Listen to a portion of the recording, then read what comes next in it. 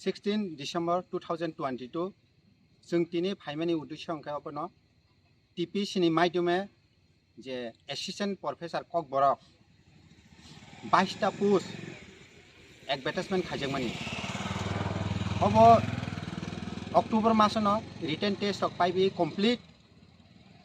ताउफानो बाइबेट तलांगै बरंनो ऑफर जागिया और जे जों तिप्रासा बा ग्रेटर इंटरेस्ट जेटा एसिस्टेंट प्रोफेसर कक बरक अब विभिन्न कॉलेज बरंनो रखजनाय अब तलांग जाखा माने चिनी कक बरक अनेक बसखांगा हागुनाय आ इंटरेस्ट नाहारै ऑन बिहाफ ऑफ टीएसएफ निंगै जों खरकटाम प्रतिनिधि निंगै दिनै खरकटाम प्रतिनिधि निंगै चिनी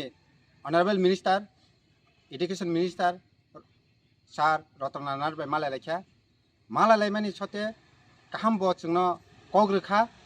कभारेट खालायका दिस मान नि बिसिङनो अ ताल नि बिसिङनो बरनो बाइबेट नाहारै अलमोस्ट कंप्लीट खायनि हिनि जोंनो ग्राक खाय कग्रवो बो बाय कक सालायमान परे चिनी बखावो अबने खाचमा मखा चिनी जेस नायमु चिनी तिब्रासान सानमु बा टीएसएफ नि सानमु बसखाङो